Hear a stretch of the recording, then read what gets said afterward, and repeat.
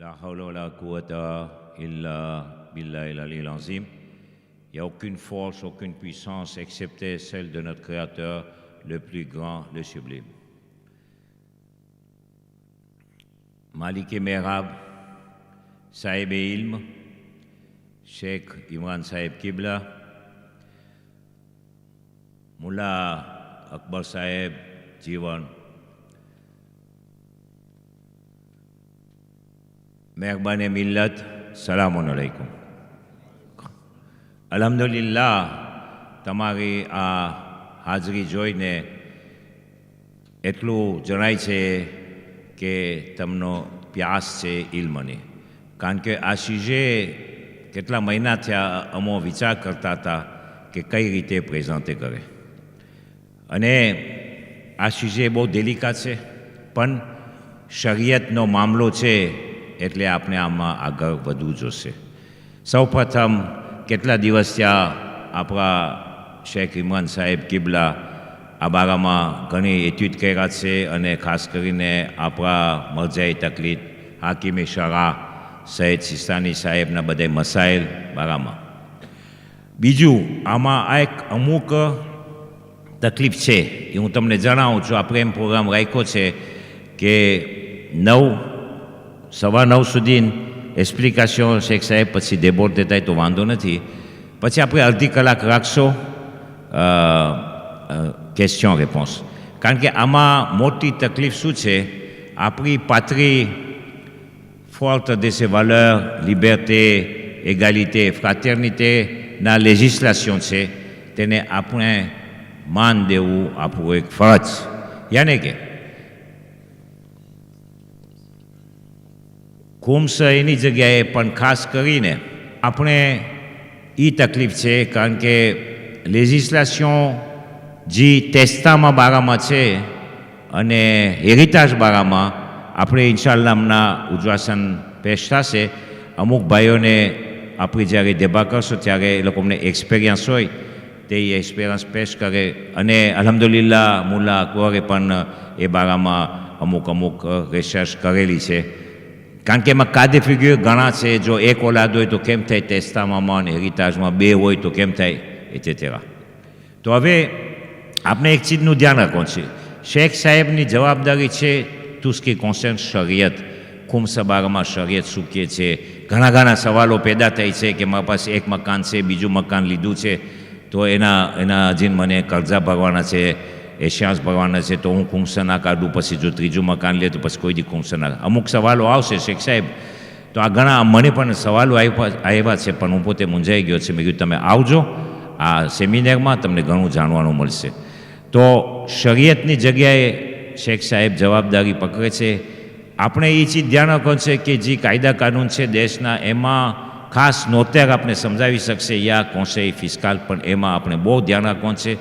મારા નજરમાં અમુક તકલીફ, અમુક કોલિઝન થાય છે આંત શરિયત અને લેજિસ્લેશન. તો હવે શું સોલ્યુશન મળે, ઇન્શાલ્લાહ આપણે જે અડધી કલાક મળશે કા પાકા એ ચીજમાં ધ્યાન રાખવાનું. કા પાકા એનો સોલ્યુશન ગોતવું જરૂરી પડશે આપણે. બસ મને ઉમ્મીદ છે કે તમે આમાં ફાયદો ઉઠાવશો અને ઇન્શાલ્લાહ એ પણ મને દિલથી ઉમ્મીદ છે કે આ તમને જે આજે દર્શ મળે એમાં તમે બીજાને પણ પાર્તાજે કરજો. તમારું જે કોનેસાસ ઇન્શાલ્લાહ અહીંયા મળશે. કારણ કે શેખ બનતી કોશિશ કરશે ઝકાતુલ ઇલ્મી નસરું, તેની વહેંચણી કરવાની, જેથી કે આપણે બધાને ફાયદો થાય. અને ધન્યવાદ શેખ સાહેબ, તમે આ જવાબદારી સંભાળી. મેસી બોકુ. અને બસ દુઆ છે ઇન્શાલ્લાહ આ સેમિનારમાં આપણે કામયાબી મળે. વસ્સલામુ અલૈકુમ વરહમતુલ્લાહિ વબરકાતુહુ. અલ્લાહ નિગેબાન.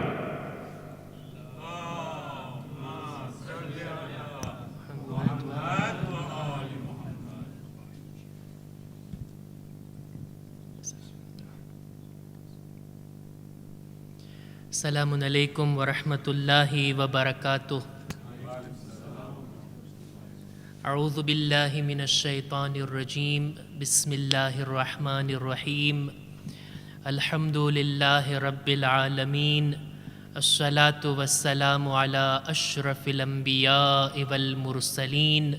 Sayyidina wa nabiyyina Abil Qasim Muhammad. Allahumma salli ala وعلى أهل بيته الطيبين الطاهرين المعصومين المظلومين أما بعد رب اشرح لي صدري ويسر لي أمري واحلل عقدة من لساني يفقهوا قولي.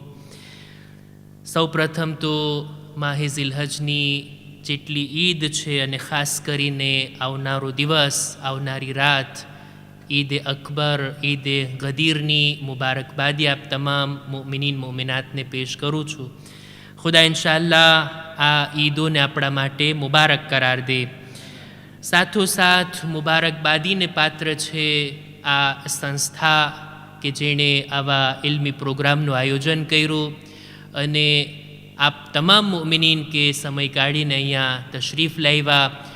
આશા રાખું છું કે આપણી આ જે બેઠક છે, આ ઇલ્મી ચર્ચા છે, એનાથી આપણે કંઈ લાભ ઉઠાવીએ, એવો લાભ કે જે આપણી જિંદગીમાં અને ખાસ કરીને આપણી જિંદગી બાદ કંઈ ફાયદાકારક નીવડે ઇન્શાઅલ્લાહ.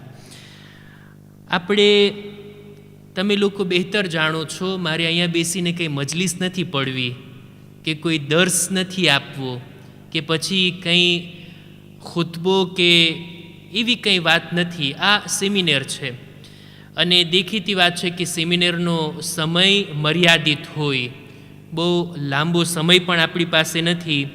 એટલે જ કોઈ પણ મૌઝૂ જે આપણને આપવામાં આવ્યું હોય એના ઉપર ઊંડો અભ્યાસ કરીને, મુતાલિયો કરીને એનો ખુલાસો રજૂ કરવાનો આ પ્લેટફોર્મ છે. જે કંઈ આ સુજેના બારામાં જાણકારી મેળવી છે, જેટલી સ્ટડી કરી છે, એ બધું તમારી સામે પેશ કરવું એ આપણો મકસદ નથી. ટૂંકમાં ખુલાસતન જે વાતો આપણા માટે ઉપયોગી છે એને ઇન્શાઅલ્લાહ આપણે અહીંયા ચર્ચામાં લઈ આવશું.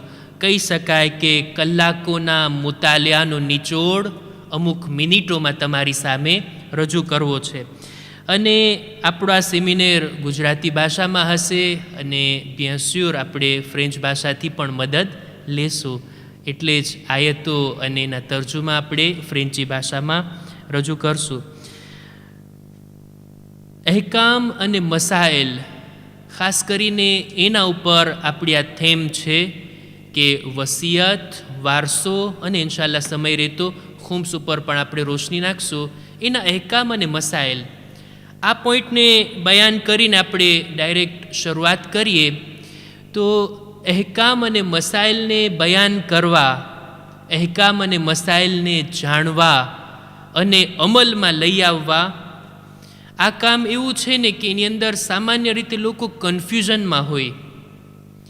ખોટું નહીં લગાડતા, સામાન્ય રીતે અવામુન્નાસ લોકોની આદતી હોય, એક જ મસલો 10 મૌલાનાથી પૂછે અને 10એને અલગ અલગ જવાબ મળે. પછી કન્ફ્યુઝનમાં પોતે જ પડી જાય. ઓલા આગા આમ કહે છે ને આ આગા આમ કહે છે. ભાઈ, આપણે મસલાને સમજવા પાછળ હતા કે પછી આમને પૂછવા, આમને પૂછવા ને આમને પૂછવાની પાછળ હતા, કોઈ પણ મકસદની સાથે? અહેકામ અને મસાઇલની અંદર આપણી રજૂઆત ચોખ્ખી હોવી જોઈએ અને આપણે શ્યોર થઈ જવા જોઈએ, સ્યોર થઈ જવા જોઈએ કે મને આ મસલાનો જવાબ મળી ગયો. વાત પૂરી. ક્લિયર થઈ જાય એક મસલો આપણા માટે, પછી એને બીજી વખત ઉચ્ચારવાનું કે ચર્ચામાં લાવવાની જરૂરત જ ના હોવી જોઈએ. મુજ ના ચીજની મારા જેવા એક નાના તાલિબ ઇલ્મની આ કોશિશ રહી છે. મને યાદ છે કોમની અંદર જ્યારે અમે તાલીમ લેતા ત્યારે કેટલી અહેકામ અને મસાઇલની ઊંડી કિતાબો, એવી સખ્ત કિતાબો કે 2-2 કલાકના દર્સમાં અમે 4 લીટી જ પડતા, એવી સખ્ત ઇબારત અને એવા સખ્ત મસાઇલ, આ બધું તો અમે પડતા. પણ સાથોસાથ એક ફોર્માસિયો ખાસ કરાવવામાં આવ્યું હતું. હું અને બીજા અમુક આપણા ખોજા દોસ્તો અને બીજા ઘણા અમુક સાથીઓ અમે સાથે હતા કે મસાઇલને આપણે બહુ ડીપમાં અને ઊંડાણમાં જાણી તો લીધા, પણ પબ્લિકને આ શબ્દો વડે, આ ટર્મ વડે આપણે નથી સમજાવી શકતા. એટલે જ કેવી રીતના એને સાદગીની સાથે, સાદા શબ્દોની સાથે મિસાલ આપીને એકદમ ક્લિયર થઈ જાય, સામેવાળાને સંતોષ થઈ જાય એવી રીતના મસાઇલ બયાન કરવા. અલ્હમ્દુલિલ્લાહ એ ફોર્માસિયો આપણે કરેલું છે, જેથી કોઈ સવાલ પૂછતા હોય તો ખુદાનો શુકર કે એને સંતોષ થતો હોય. કોઈ પણ જમાતમાં હો પણ મને સવાલો આવતા હોય, મેસેજ આવતા હોય, ફોન આવતા હોય, અને અલ્હમ્દુલિલ્લાહ આશા રાખું છું કે બધા લોકો સંતોષ પામતા હોય, જેથી આપણે મસાઇલને રજૂ કરી શકીએ છીએ. બીજી વાત, અહેકામ અને મસાઇલ, આપણે બધા આયતુલ્લા સિસ્તાનીની તકલીદમાં છીએ, અને એમની એક નવી કિતાબ જે લગભગ 4-5 વર્ષ પહેલાં છાપવામાં આવી, આ કોરોના બાદ જ, કોરોનાની અંદર જ એ સમયગાળામાં આ કિતાબ છાપવામાં આવી, જેનું નામ છે તૌઝીહુલ મસાઇલ જામે. 4 ભાગની આ કિતાબ છે. આ એનો 4થો ભાગ છે જે મારા હાથમાં છે. આ કિતાબ ફારસીમાં જ લખવામાં આવી, એવું નથી કે અરબીમાં હોય. અમુક કિતાબો ઇલ્ફો અરબીમાં જ હોય, એનું ટ્રાન્સલેશન પણ ના થાય, જેમ કે મિનહાજુસ સાલિહીન. કોઈ પણ આયતુલ્લાની મિનહાજુસ સાલિહીન ક્યારે તર્જુમો ના થાય, અરબીમાં જ હોય. તૌઝીહુલ મસાઇલ છે એ તર્જુમો થાય અલગ અલગ ભાષામાં. આ કિતાબ ફારસીમાં લખવામાં આવી. આયતુલ્લા સિસ્તાનીની કોમમાં રહેલી ઓફિસ અને નજફની ઓફિસ, આ બંને જે સવાલો એમનાથી પૂછવામાં આવતા, એ બધા સવાલોને મસલાની શક્લમાં અલગ અલગ ચેપ્ટર વાઇઝ બહુ ડિટેલથી, બહુ સારી રીતના એના ઉપર ઘણી મહેનત થઈ છે. આ કિતાબ વજૂદમાં આવી. આ કિતાબ મારી પાસે ઓર્ડિનાટોરમાં પણ છે, અને આ રીતના હું પેપરમાં પણ લઈ આવ્યો છું, કે જેથી એને જોઈને, એને વાંચીને આપણે સવાલોના જવાબ આપશું. એટલે કોઈ મારાથી પૂછે મૌલાના મસલો ક્યાં લખ્યો છે, તો સોર્સ મેં તમને બતાવ્યો કે આ નવી કિતાબ તૌઝીહુલ મસાઇલે જામે, એમાંથી આપણે બયાન કરીએ છીએ. અને અહેકામ અને મસાઇલના બારામાં આ વાતને પણ બયાન કરી દઉં કે આપણે અહીંયા અહેકામને જાણવા માટે બેઠા છીએ, અહેકામની ફિલોસોફી જાણવા માટે નહીં. આ બેઠક નથી, એ કંઈક બીજી જગ્યાએ. ભાઈ, નમાઝ મગરીબની 3 રકાત છે, સુબહની 2 રકાત છે, ને ઝોહર, અસર અને ઈશાની 4 રકાત છે. એના મસલા હોય તો આપણે એના ઉપર ડિસ્કસ કરીએ, પણ શા માટે 3 રકાત, શા માટે 2 રકાત, તો એ ફિલોસોફી છે, અમુક હદ સુધી માસુમીને બયાન કરી છે, પણ એ અત્યારે અહીંયા આપણી ચર્ચાનો વિષય નહીં બને. એટલે જ આશા રાખું છું કે કોઈ મારાથી સવાલ ના કરે, મૌલાના કેમ દીકરાના 2 ભાગ ને દીકરીના 1 ભાગ, આ વાત હાલી જાય ફિલોસોફીમાં. એ અલગ ચર્ચા છે. હું એમ નથી કહેતો એનો જવાબ નથી, જવાબ છે, પણ આ આપણા મૌઝુથી બહારની વાત છે. તમે જો એમ પૂછી શકો દીકરાને કેટલા હિસ્સા મળશે, ડબલ હિસ્સા, દીકરીને સિંગલ હિસ્સો. આ અહેકામ અને મસાઇલ અહીંયા ઇન્શાઅલ્લાહ બયાન થશે. આપણે બિસ્મિલ્લાહ કરીએ જોઈએ. બિસ્મિલ્લાહિર રહેમાનિર રહીમ. આપણો મૌઝુ જે છે આના પછીના પેજની અંદર, તો એ વાઝેહ અને રોશન છે કે ઇરિતાશ તેસ્તમાં એ અલાફા ખુમ્સ. ઇન્શાઅલ્લાહ આના બારામાં આપણે ચર્ચા કરશું. સૌથી પહેલાં તો આપણે શરૂ કરીએ વસિયતથી. વસિયત અત્યારે મજમાની અંદર 50% જેટલા લોકો એ દેખાય છે કે જે મારાથી મોટી ઉંમરના છે, અને 50% મારાથી નાની ઉંમરના છે. હું પોતાને ઉમિલિયો જાણું છું, બરાબર. સામાન્ય રીતે આપણે એમ વિચાર કરતા હોય કે વસિયત તો સાવ છેલ્લા સમયમાં કરાય, બિલકુલ જિંદગી જીવી લીધા, બધું પૂરું થઈ ગયું ત્યારે વસિયત કરાય. અથવા તો એક સમય એ હતો, અત્યારે એવું નથી, માહોલ ઘણો બદલાઈ ગયો. મારા બાળપણની અંદર મને યાદ છે, વસિયતનું નામ આવે એટલે સગાવાલા બધા કહેતા કે ક્યાં એવી વાત કરો છો વસિયતની, હજી તો તમારે 100 વર્ષ જીવવાનું છે. કોઈ ઝિયારતમાં જાય ને કરબલાનું કફન લાવે તો કે લ્યો મરવાનો સામાન લઈ આવ્યા તમે. અને એવું વહેમ રાખતા, એવી અંધશ્રદ્ધા રાખતા કે ભાઈ વસિયત, તમારે ક્યાં હજી વસિયતનો ટાઈમ આવ્યો છે, વસિયત તો બસ છેલ્લા મરણ પથારીમાં કરાય ત્યારે વસિયત કરાય. ના, એવું નથી ભાઈ. વસિયત આ એક એવી ચીજ છે ને, હમણાં અમુક હદીસોને પણ બયાન કરું છું. એ પહેલાં આપણે કુરાન મજીદની આયત જોઈ લઈએ. ખુદાવંદે આલમ આના પછીના પાજમાં કુરાન મજીદમાં સૂરે બકરાની 180માં નંબરની આયતની અંદર ફરમાવે છે કે કુતિબા અલૈકુમ ઇઝા હઝરા અહદકુમુલ મૌત ઇન તરકા ખૈરન અલ વસિયતુ લિલ વાલિદૈન વલ અક્રબીન બિલ મારૂફ હક્કન અલલ મુત્તકીન. તમારામાંથી કોઈ પણ, પહેલાં તો મુકર્રર થયું છે તમારા માટે આ વાત કે કોઈ પણની મૌત નજદીક હોય તો એ પોતાના બાદ જે કંઈ ચીજને મૂકીને જાય છે એના માટે વસિયત કરે, પોતાના મા બાપના હકમાં, પોતાના સગાવાલાઓના માટે, અને સારી રીતના વસિયત કરે, ભલાઈવાળી વસિયત કરે. આ હક છે પરહેઝગાર લોકોનો. આ આયત આપણને બયાન કરે છે કે આ વસિયત કરવી જોઈએ, બધાના માટે આ હોવી જોઈએ. ઘણી જ તાકીદ છે વસિયત કરવાની. વસિયતના બારામાં એ પણ છે કે જો કોઈ વસિયત કરે, આપણને આપણા મરહુમીને આપણા બાપ દાદાઓએ વસિયત કરી હશે, જે કંઈ વસિયત કરીને પછી ઇલ્ફો એના ઉપર અમલ થવો જોઈએ, અમલ કરવો જોઈએ. આ આયતની અંદર વસિયતની તાકીદ. આના પછીની આયતને આપણે જોઈએ, ખુદાવંદે આલમ ફરમાવે છે કે ફમન બદ્દલહુ મિન બાዕદિ મા સમિઅહુ ફઇન્નમા ઇસ્મુહુ અલલ લઝીના યુબદ્દિલૂનહુ ઇન્નલ્લાહા સમીઉન અલીમ. જે કોઈ પણ વસિયતને સાંભળ્યા બાદ એમાં ફેરફાર કરે, જેમ કીધું હતું એમ ના કરે, કંઈક બીજું કરે, તો આ ગુનાહ છે એ લોકો ઉપર કે જેણે વસિયતને બદલી નાખી. ખુદા સાંભળનાર અને જાણનાર છે. વસિયતનું ક્યાં કુરાનમાં ઉલ્લેખ છે? અહીંયા ઉલ્લેખ છે.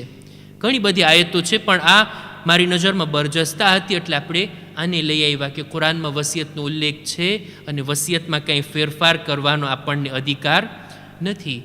વસિયતની તાકીદ કરતાં આપણે કુરાની મજીદની આયતો બાદ માસુમીનની હદીસને પણ જોઈએ. આના પછીનું પાઠ કે આપણે માસુમીનની હદીસમાં એમની વાતોની અંદર કેટલી હદે તાકીદ છે. હું 2-4 હદીસોને બયાન કરીને મારી વાતને આગળ વધારું. આપણા 5મા ઇમામ ઇમામે મુહમ્મદ બાકિર અલૈહિસ્સલામ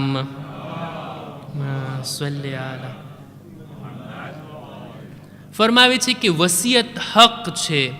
દરેક મુસલમાનને જોઈએ કે તેઓ વસિયત કરે. રસૂલે ખુદાએ પણ વસિયત કરી હતી.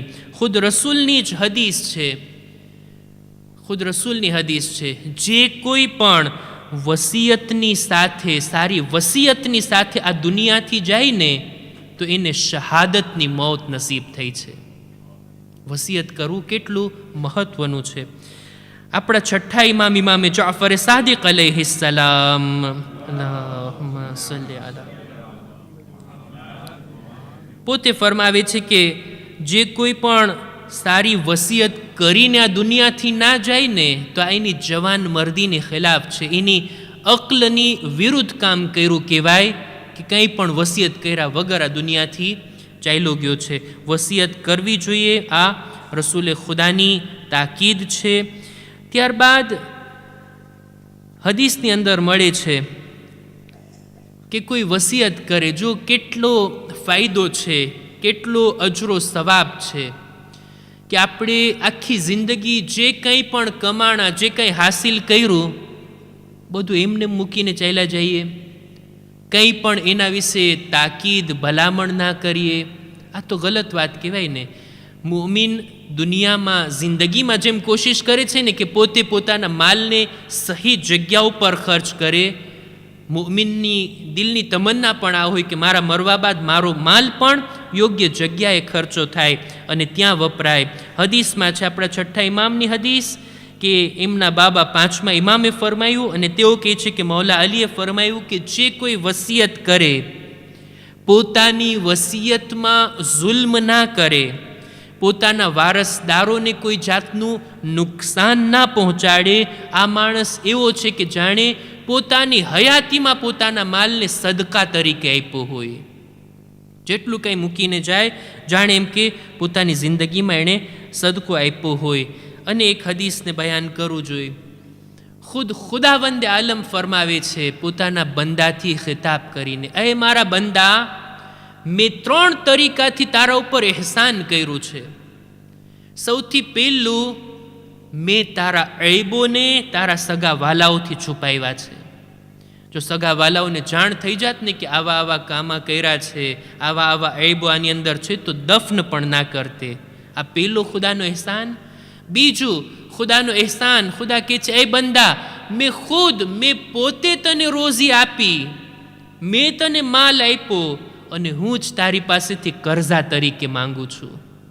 કે એ બંદા મારી રાહમાં ખર્ચ કરને, એમ છતાંય તું કેટલો નાશુકરો છો એ બંદા કે તે અગાઉથી તારી આખિરત માટે તારા માલમાંથી કંઈ આપ્યું નહીં.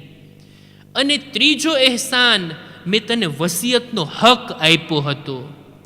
તારા માલમાંથી તારા મરવા બાદ એક પારતી, એક ભાગ તને હક છે કે તું જ્યાં ચાહે ત્યાં એનો ઉપયોગ કરાવ, એના માટે વસિયત કર. અને આ તારો હક છે. જો તું એના ઉપરથી ફાયદો નહીં ઉઠાવીશ તો ખરેખર આ ઇન્સાફ નહીં કહેવાય.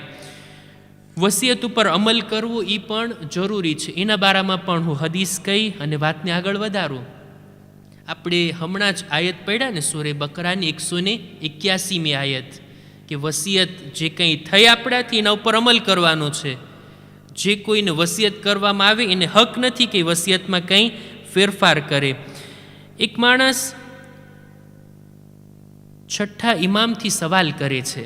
રાવીનું નામ છે મોહમ્મદ બિન મુસ્લિમ. આ હદીસને આયતુલ્લાહ સિસ્તાની પોતાની આ કિતાબમાં લાવે છે. એટલે હદીસ મોતબર, હદીસ ભરોસા પાત્ર, કે તેઓ પોતાની કિતાબ તૌઝીઉલ મસાઇલ જામેમાં પોતે બયાન કર્યા કે છઠ્ઠા ઇમામથી સવાલ કરવામાં આવ્યો કે એક માણસ વસિયત કરે છે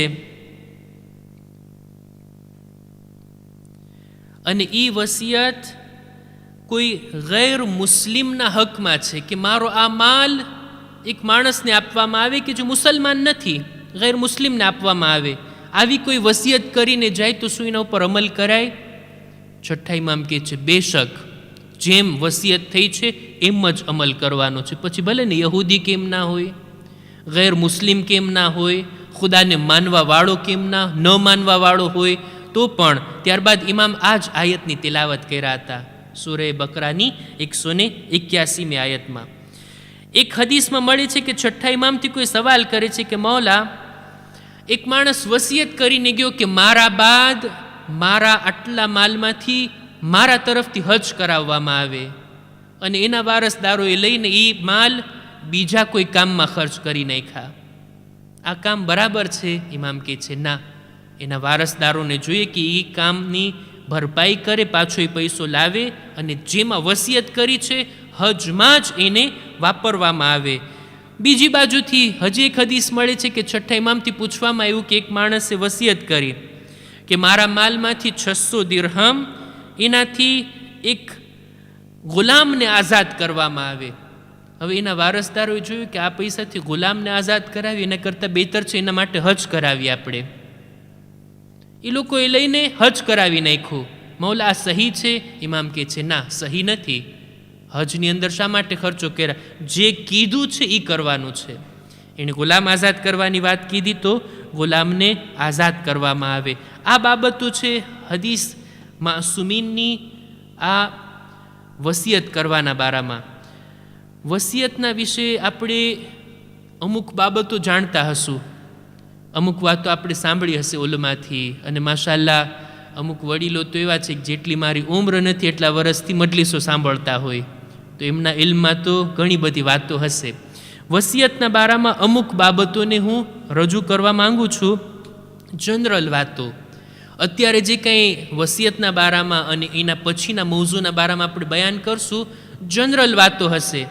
અને જે કંઈ ક્વેશ્ચન અને સવાલો તમે લઈને અહીંયા તશરીફ લાવ્યા છો, મને લાગે છે કે અમુક સવાલોના તો પહેલેથી જ અગાઉથી જવાબ આપ લોકો સુધી પહોંચી જશે. આ બાબતોને હું રજૂ કરું છું. વસિયતના બારામાં અમુક બાબતો, વસિયત કરનારની અમુક શરતો છે. કોને હક છે કે જે વસિયત કરી શકે?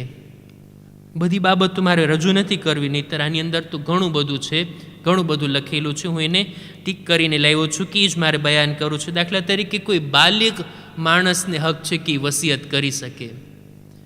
5-7 વર્ષનું બાળક ખુદાના ખાસ્તા કોઈ બીમારી છે ને દુનિયાથી જઈ રહ્યું છે ને એ વસિયત કરે તો એ વસિયત ઉપર અમલ કંઈ વાજિબ નથી. બાલિગ માણસ વસિયત કરી શકે. અકલમંદ આકિલ હોય એ વસિયત કરી શકે. ઘણા લોકો બેહોશીની હાલતમાં, કોમાની અંદર, અથવા તો શું બોલે છે એને ખબર નથી, એવી સિચ્યુએશનની અંદર કોઈ વસિયત કરે તો એ વસિયત ઉપર અમલ કરવો જરૂરી નથી, એ સહી નથી.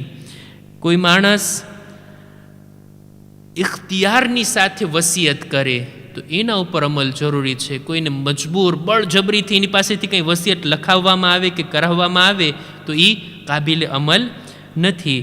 અને એવી જ રીતના આ પણ શાયદ અજીબ હશે, કોઈ માણસ પોતે જ પોતાનો કાતિલ હોય એ વસિયત કરે તો એના ઉપર પણ અમલ જરૂરી નથી. નાઉઝુબિલ્લા કોઈ ખુદકુશી કરે, સુઇસાઇડ કરે, પોઆઝું પી લીધું છે અને કલાક 2 કલાક જીવતો છે ને પછી જે કંઈ વસિયત કરે એના ઉપર કંઈ અમલ કરવાની આપણને જરૂરત નથી. એના ઉપર અમલ નહીં થાય, વાજિબ નથી અમલ કરવો એના ઉપર. આ મસલો છે. આના હેઠળ પણ ઘણી બધી વાતો છે ઊંડાણની અંદર, આપણે નથી જવું. અર્ઝ કર્યું ને, અમુક જાણવા જેવી બાબતો વસિયતના બારામાં તમે જાણતા હશો, જરાક એની અંદર વધારો થાય.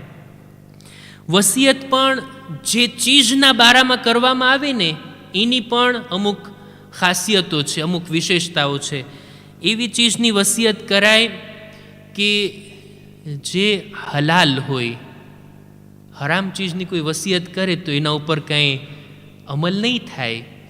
દાખલા તરીકે કોઈ માણસ વસિયત કરે કે મારા કબાટની અંદર 10 દારૂની બોટલ પડી છે શરાબની, મારા પછી ફલાણા મારા દોસ્તો માટે પાર્ટી કરજો. હવે આવી કંઈ હરામ વસિયત હોય, હરામ ચીજના બારામાં હોય તો એના ઉપર બિલકુલ અમલ નહીં થાય. હલાલ ચીજના બારામાં જે હલાલ પૈસો છે, ચીજ છે, કોઈ બીજી વસ્તુ તમારી પાસે છે એની કરી શકાય. બીજી પણ અમુક શરતો છે, જે ખાસ શરત જેના ઉપર હું આંગળી મૂકવા માંગુ છું એ છે વસિયત પોતાના માલના 3જા ભાગમાં જ સહી છે, એના કરતાં વધારે નહીં. આ વાતને પણ રજૂ કરતો જાઓ. આપણે જેટલો માલ ભેગા કર્યા, જેટલું કમાણા છીએ, જિંદગીમાં આપણે કહેતા હોય ને, મારા કોંતમાં આટલા પૈસા છે, મારી તિજોરીમાં આટલા પૈસા છે, મારા ખીચામાં આટલા પૈસા છે, મારા કાર્ડમાં આટલા પૈસા છે, આટલી મારી મિલકત છે, મારું ઘર, મારી ગાડી, મારી દુકાન. આ બધું મારું મારું કરીએ છીએ ત્યાં સુધી જ્યાં સુધી આ બદનમાં રૂહ છે. બદનથી રૂહ નીકળે પછી મારું નથી રહી જતું. આ બધું મારું નથી, હવે બીજાઓનું છે. કોનું એ હમણાં આપણે ચર્ચા કરશું. પણ આપણું ત્યાં જ સુધી છે જ્યાં સુધી આપણે જીવતા છીએ. મર્યા પછી શું મને હક છે? શું મને હક છે કે હું એવી વસિયત કરું? મારી પાસે 1 લાખ રૂપિયા, હા, ડોલરની વાત નથી કરતા, યુરો એટલા બધા ના હોય, 1 લાખ રૂપિયા તકરીબન €1,000,000 થશે. મારી પાસે 1 લાખ રૂપિયા છે, મારી રજા કઝા બાદ બધું ફલાણા મદ્રેસામાં આપી દેવામાં આવે, ફલાણી સંસ્થાને આપી દેવામાં, એટલે મારો જેટલો માલ છે બધું રાહે ખુદામાં આપી દેવામાં આવે. શું મને હક છે એવી વસિયત કરું? ના.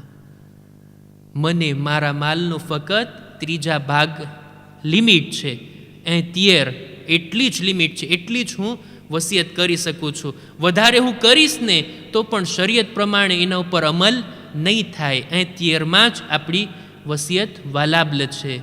હું શું એમ કરી શકું છું કે મારા પછી બધો જ માલ, દાખલા તરીકે ફલાણા એક માણસને જ આપવામાં, મારા આ જ સગાને આપવામાં આવે, બીજા કોઈને ન આપવામાં આવે? ના, એવી વસિયત પણ સહી નથી. મર્યા પછી આપણે આપણા માલના 1 ભાગમાં જ વસિયત કરી શકીએ છીએ, વધારે નહીં. આ વાતને ધ્યાનમાં રાખવામાં આવે. 13 એના અંદર જ આપણને રજા છે કે આપણે વસિયત કરી શકીએ. આ તો વસિયતની વાત હતી. અમુક બાબતો એવી છે કે જે ઇન્સાનના મરવા બાદ વસિયત પર અમલ કરવા પહેલાં એના અમુક વાજિબ હકને અદા કરવામાં આવે. દાખલા તરીકે કોઈનું ઇન્તકાલ થઈ જાય, રઝા કઝા થઈ જાય, પરબારું ના એનું વસિયતનામું ખોલવામાં આવે ને ચાલો માલના ભાગ પાડી નાખીએ, એમ નથી. અમુક બાબતો એવી છે કે જે સૌ પ્રથમ એના માલની અંદરથી લેવામાં આવશે. દાખલા તરીકે મરનારની દફન ક્રિયામાં જે કંઈ ચીજો છે એ બધું મરનારના માલથી અલગ કરવામાં આવશે, એમાંથી લેવામાં આવશે. એનું ગોસ્લ, કફન, કાફૂર, મરવાની બાદ દફનની જગ્યા, આ બધું એના જે કંઈ ક્રિયાઓ છે એ બધા એના માલમાંથી લેવામાં આવશે. આ સિવાય મરહૂમના ઉપર જો હજ વાજિબ હતું અને એ ના કરી શક્યા, પહેલાં એના આ હજને અંજામ આપવામાં આવશે. આ સિવાય અમુક હુકુકે શરઈ એના રહી ગયા છે. દાખલા તરીકે ખુમ્સ એને આપવાનું હતું, નથી આપ્યું. ઝકાત એને આપવાનું હતું, નથી આપ્યું. પહેલાં એના માલમાંથી બધું વાજિબ હકને અદા કરવામાં આવશે. પહેલાં કોઈનો મકરૂસ છે આ મરનાર, પહેલાં એનો કરજો અદા કરવામાં આવશે એના માલથી. ત્યારબાદ એના જે કંઈ વસિયત છે તેર એમાંથી અને પાછી જે કંઈ વધે છે એના ઉપર અમલ કરવામાં આવશે. વસિયતના બારામાં હજી પણ એક વાતને હું બયાન કરી અને પછી આપણે આગળ વધીએ. અમુક ભલામણો લખે છે આયતુલ્લાહ પોતાની આ તૌઝીલ મસાઇલની અંદર કે અમુક પોઈન્ટને ધ્યાનમાં રાખવા જોઈએ વસિયતના બારામાં, વસિયતનામું લખવાના બારામાં. મારા ખ્યાલથી વસિયતનામું કેવી રીતના લખાય, ઘણા ટાઈમ પહેલાં મેં એક કિતાબ જોઈ હતી, તનામાં છપાયેલી હતી કે ફ્રેન્ચીમાંય છે કે આ રીતના વસિયતનામું લખાય, આ રીતની દુઆ, આ રીતના શબ્દો અને આ રીતના ઘણું બધું સારી વાત હતી. મેં ક્યારેક કોઈનું વસિયતનામું જોયું નથી, વાંચ્યું નથી અને સાચું કહું મેં હજી સુધી લખ્યું નથી. આજના દિવસ પછી હું વિચાર કરું છું હવે લખી નાખીએ આપણે. એક મૌલાનાએ ઘણી સારી વાત કીધી.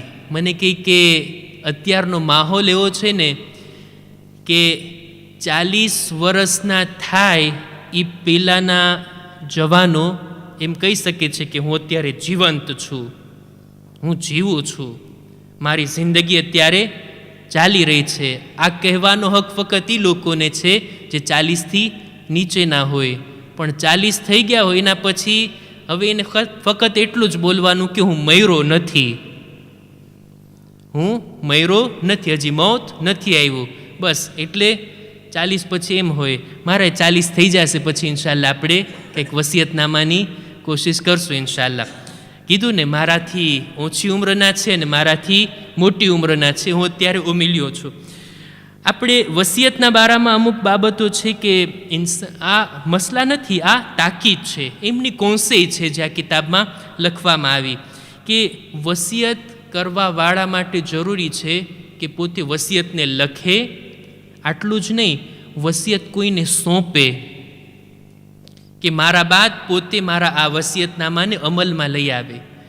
ત્યાં સુધી કે કોઈને નાઝીર પણ બનાવે કે મારા મર્યા બાદ મારા વસિયતનામા ઉપર જેને મેં વસિયત કરી છે એ બરાબર અમલ કરે છે કે નહીં, બીજો એને નજારત દેખરેખ રાખે કે આના ઉપર અમલ થયો છે કે નહીં. આ બહુ સારી વાત છે.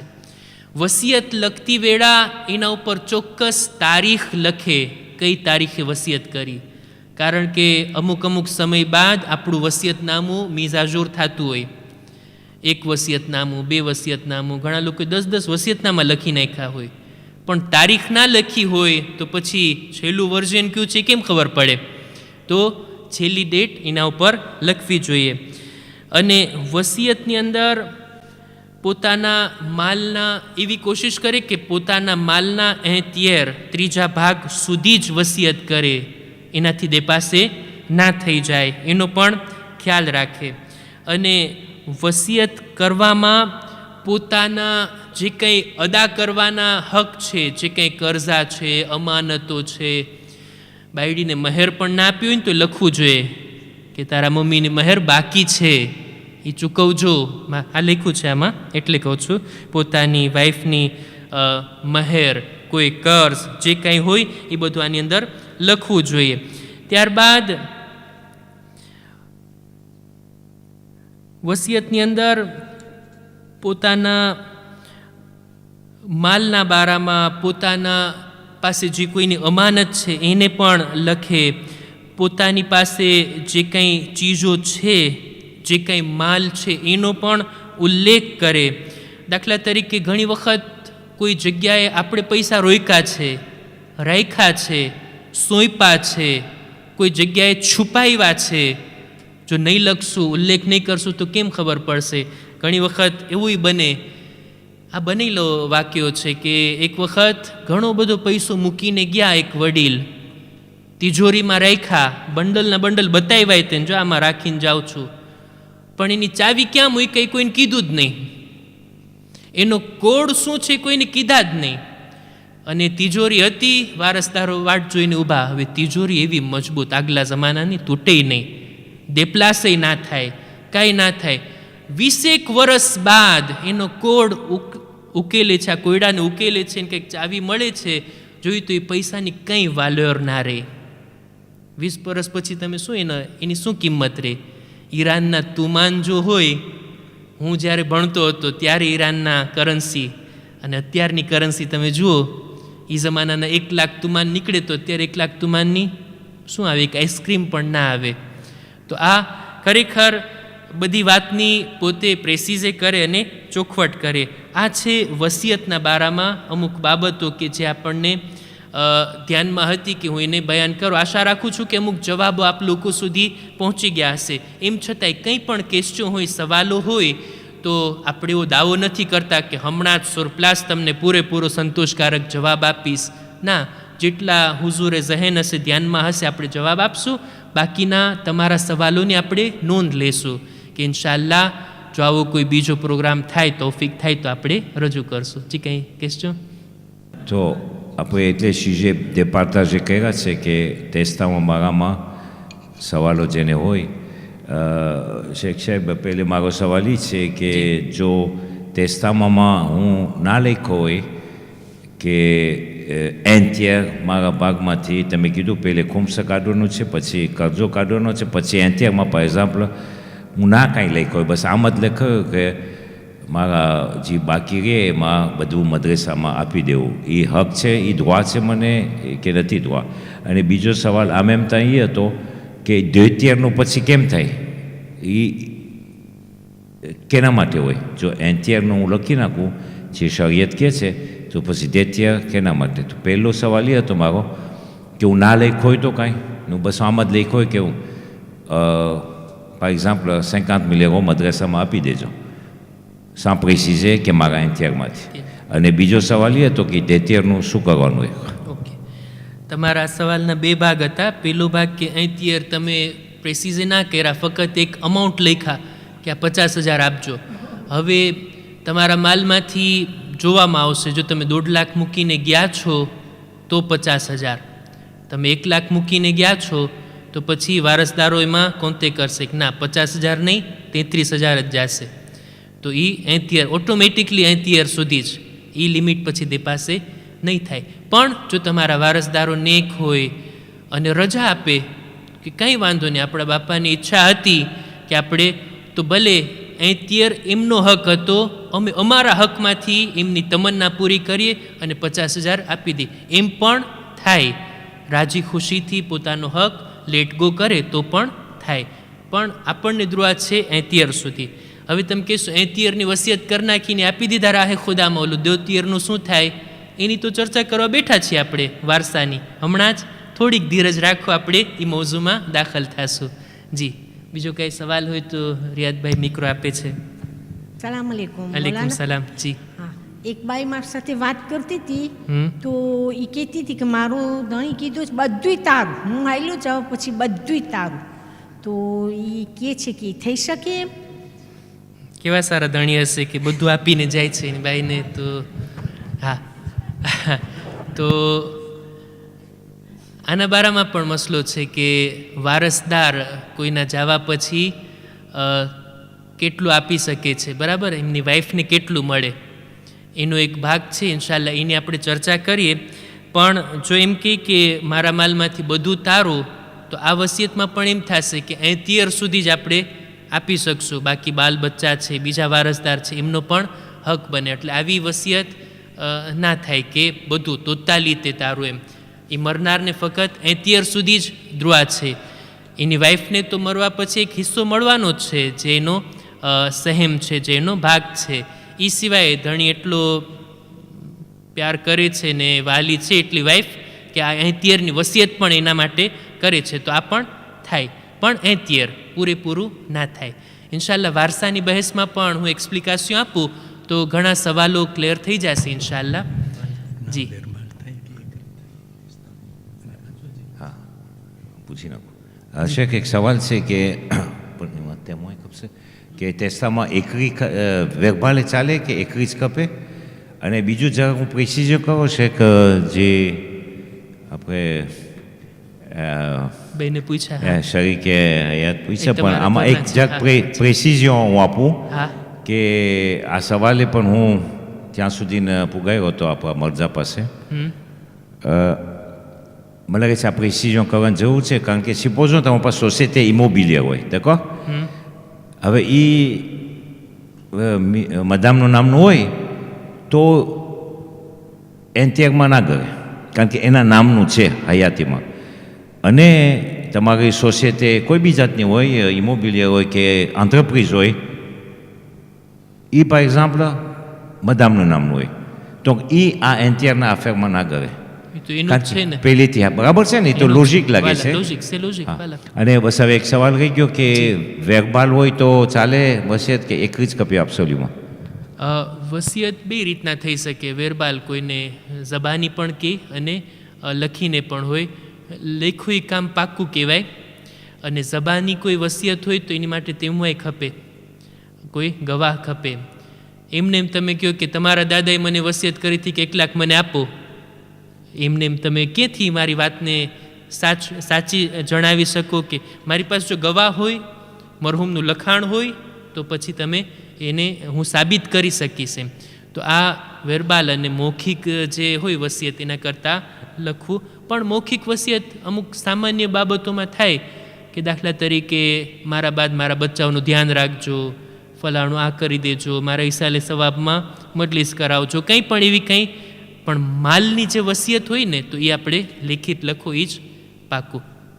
ઓકે ઇન્શાલ્લાહ. અને આ તમારું જે આ વાત હતી જે તમે સવાલ પૂછ્યા હતા એનો પણ આગળ ઇન્શાલ્લાહ આપણે ઉલ્લેખ કરશું. હું અત્યારે બીજા ચેપ્ટરમાં આપણે દાખલ થઈએ વારસાના બહેસની અંદર. એ પહેલાં હું તમને 2-3 ઇમેજ બતાવવા માગું છું. તમે મારી તરફ નહીં પણ ઇમેજ તરફ જોશો. પહેલો ફોટો આપણે બતાવીએ. આનાથી શું મેસેજ મળે છે? મેં બહુ વિચારીને સમજીને આ 3 ઇમેજને સિલેક્ટ કરી અત્યારે તમારી સામે રજૂ કરવા માટે. શું પૈગામ મળે છે આનો? 5-10 સેકન્ડ આપણે વિચાર કરીએ કે અત્યારે ઘર પણ છે, અહીંયા સિક્કા પણ પડ્યા છે એટલે માલ પણ છે, કેલ્ક્યુલેટર એ બાજુમાં છે અને લખીને આપણે આપણું કામ બરાબર પાકે પાયે કરીએ છીએ. મતલબ એ કે આપણે આપણા હાથે જ બધો હિસાબ કિતાબ કરી લઈએ, બીજાના ભરોસે ના રહીએ. મારા જે વાજિબ હક છે બધાને ગણી નાખું, ભાઈ હજ વાજિબ હતું કર્યું કે નથી કર્યું. નહીતર કોઈને નિયાબત સોંપી દેજો પોતામાં તાકાત ના હોય, કરજો હતો, વાજિબ હક હતા, એ બધું.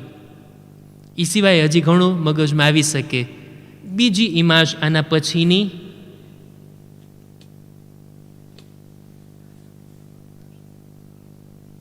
આ પણ કંઈક મેસેજ રાખે છે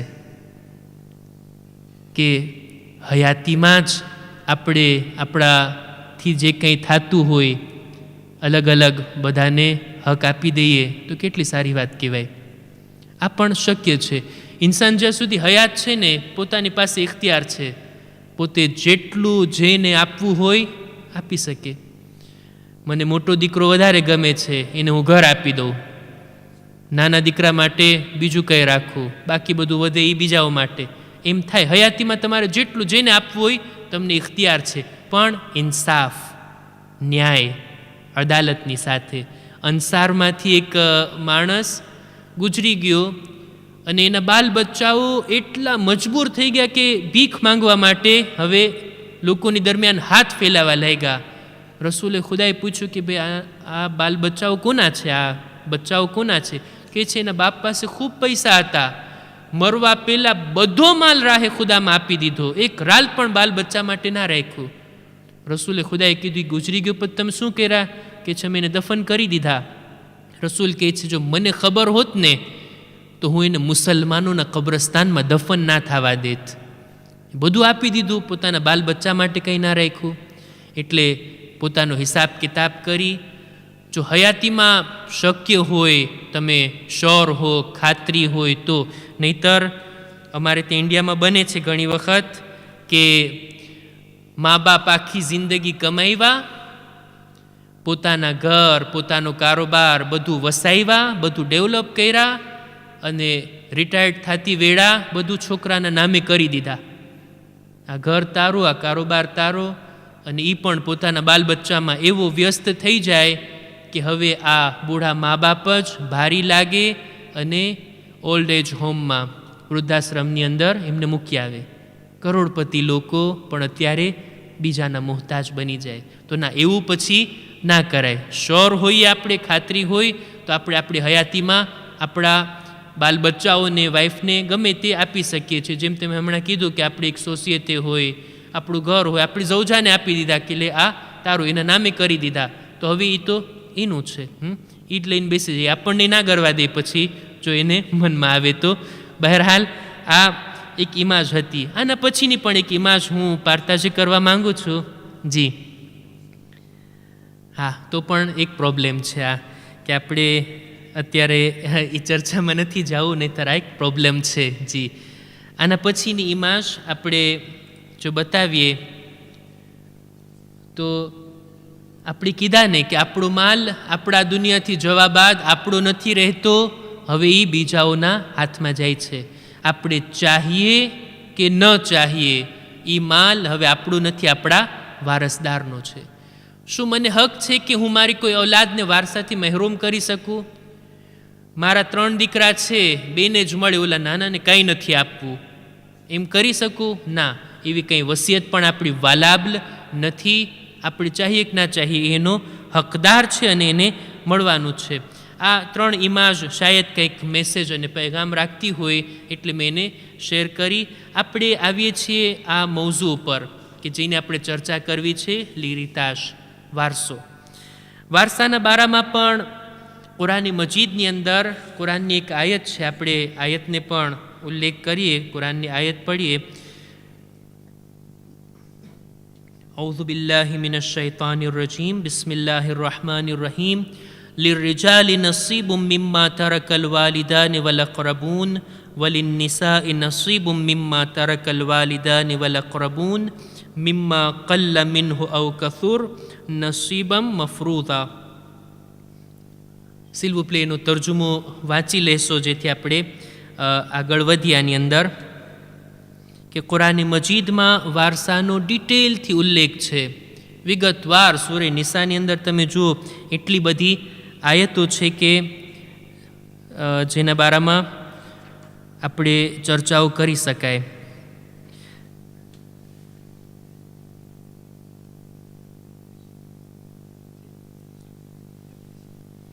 ના, આમાં પ્રેસિઝો નથી, આપણે તફસીર નથી લાવ્યા, ફક્ત આયતનો તર્જુમો છે.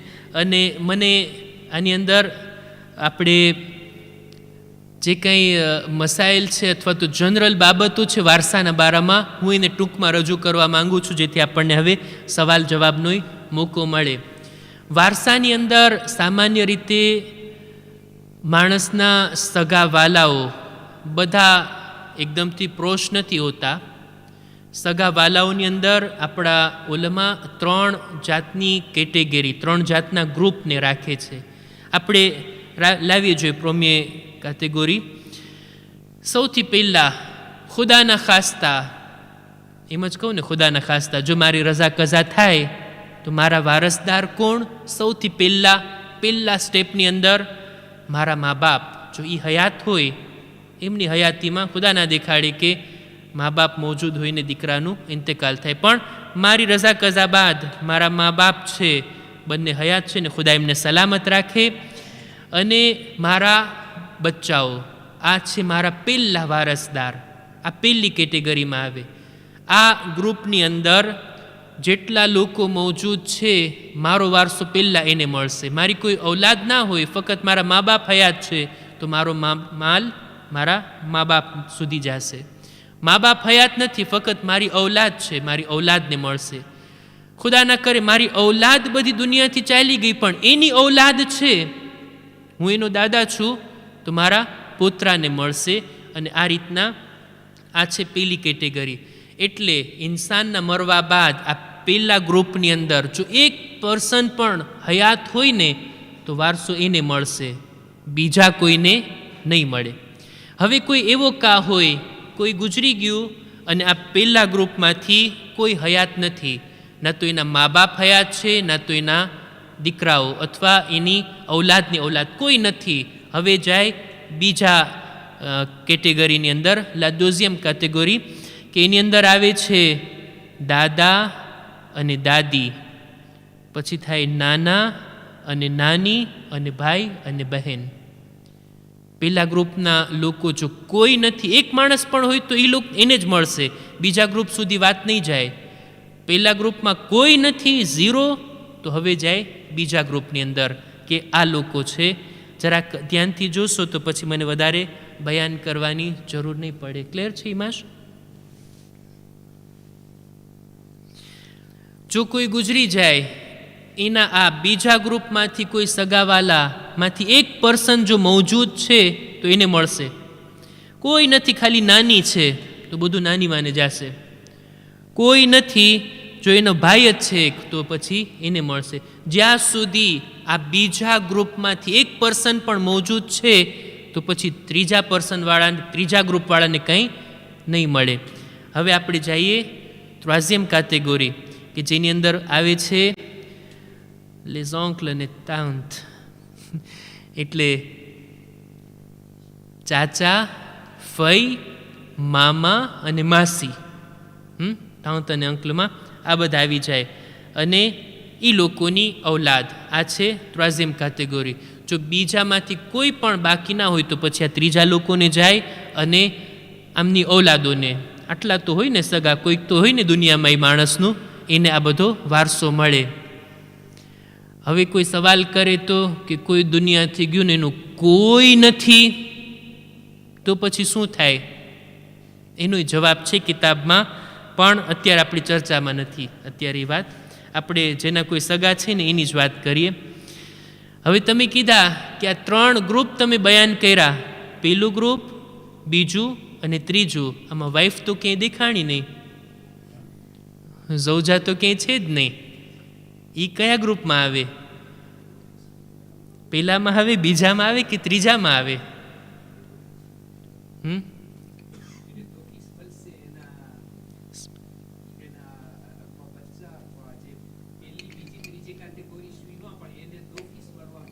ઓકે, બીજા કોઈ સગા હોય કે ના હોય, બાયડી તો છે ને, એને તો મળવાનું જ છે, એનો હક મહેફૂઝ.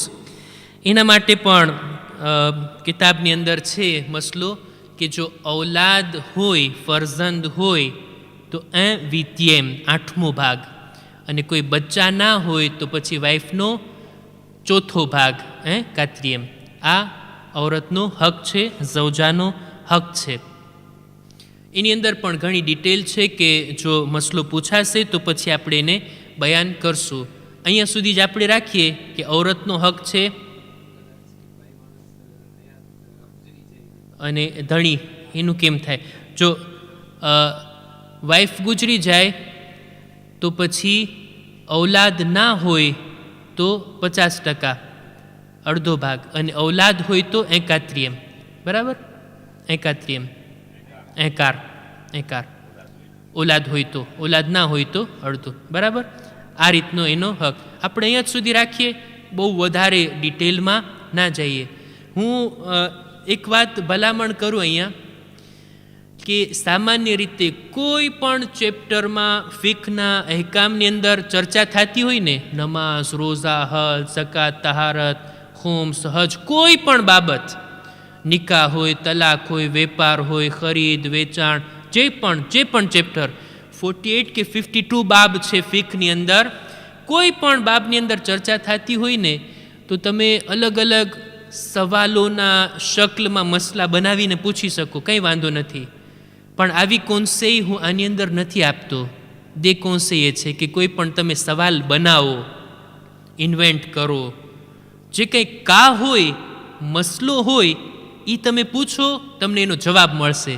નહીંતર આમાં શું થશે? બહુ કન્ફ્યુઝન વધી જશે. કંઈ હાસિલ કરવાના બદલે આપણે ઉલટાના કન્ફ્યુઝનમાં જશું. એટલે આપણે અહીંયા સુધી જ રાખીએ કે ઔરતનો હક, ઔલાદ હોય તો 8મો ભાગ, ઔલાદ ના હોય તો 4થો ભાગ. આનું કોન્ટ્રેર કે ઔરત ગુજરી જાય, વાઈફ ગુજરી જાય અને એનો ધણી મોજૂદ હોય, જો ઔલાદ નથી તો અડધો ભાગ, ઔલાદ છે તો ચોથો ભાગ. આ કઈ ઝૌજાની વાત થાય છે? જે અકદે દાએમીમાં હોય, જેની સાથે નિકાહ થયા હોય આખી જિંદગીના. મુતામાં હોય તો એને કંઈ નહીં મળે. મુતામાં હોય, એક ભાઈ ગુજરી ગયા, મુતામાં હતા, મુતાની હજી મુદ્દત પણ હતી, એની કાયદેસરની ઝૌજા હતી હલાલ તરીકાથી, એને કંઈ પણ નહીં મળે. વાઈફ પણ ગુજરી જાય તો ભાઈને પણ કંઈ નહીં મળે. આની અંદર ના હોય. બરાબર? તો જે કંઈ સવાલ હોય, કોઈ કા હોય તો તમે એને લાવો, પ્રેસિઝે કરો, એનો બરાબર ચોખવટથી જવાબ મળે. પણ આમ હોય તો, ઓલું હોય તો, પેલું હોય તો, એ સિલવું પ્લે આમાં ન કરવામાં આવે તો જ આપણા હકમાં છે અને આપણા ફાયદામાં છે. અમુક જાણવા જેવી બાબતોને હું અત્યારે રજૂ કરવા માંગુ છું હેરિતાજના બારામાં. અમુક મસલા આપણે સાંભળ્યા હશે અને અમુકને આપણે અત્યારે ચર્ચામાં લાવીએ કે સારી વાત કહેવાય કે આપણી નજરમાં હોય આ બાબતો.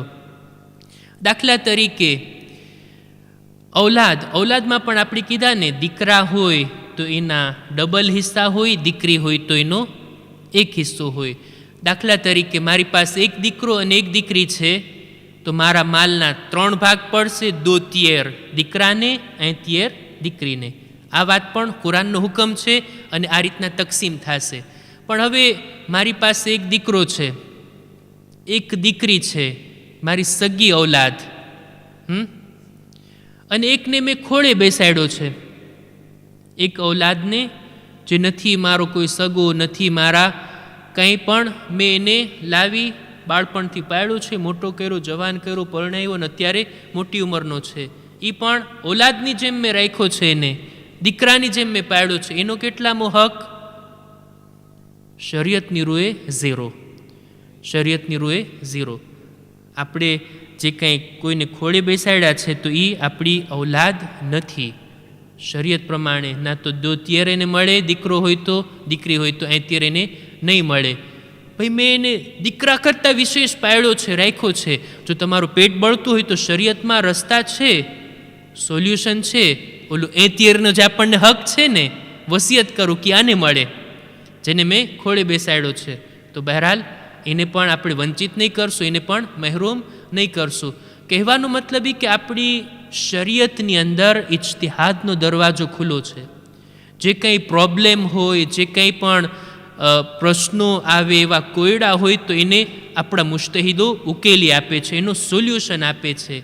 પ્રમુખ સાહેબ, તમે જે કીધા કે શરિયતના કાયદા અને સરકારના કાયદા આપસમાં ટકરાય છે, હું આ શબ્દનો ઉપયોગ નહીં કરું. મને એમ લાગે છે કે આપણી શરિયતમાં ખૂબ ગુંજાઈશ છે. ફ્રાન્સના તો શું, ઇન્ડિયાના, આખી દુનિયાના કાયદા પણ આ શરિયતના કાયદા સાથે મેચ થઈ શકે છે. અને શરિયતની અંદર ઘણા સોલ્યુશન છે. સરકારી કાયદામાં પણ ઘણી એવી જોગવાઈ, એવા સોલ્યુશન રાખ્યા જ હશે. એવા સાવ ગુજરાતીમાં કહું તો છટક બારી એવી રાખી જ હશે કે ત્યાંથી આપણે આપણા પ્રોબ્લેમને સોલ્વ કરી શકીએ. એ કામ નોતેરનું છે. જે તમારા કોન્સે ફિસ્કાલ હોય છે એનું આ કામ છે. ખબર ને આપણી કોમમાં છે આવા વકીલ ને ડૉક્ટરને તો છે, નોતેર છે આપણી કોમમાં?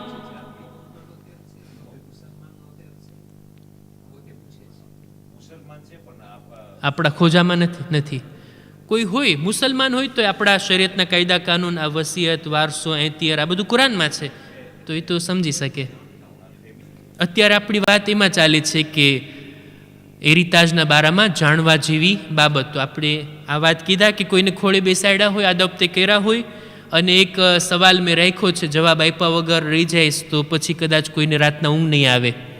કે જેનું કોઈ સગાવાલું ના હોય, કોઈ એનું દુનિયામાં ના હોય, તો પછી એના માલનું શું થાય? તો એ માલ એના વારસદાર ખુદ ઇમામ છે.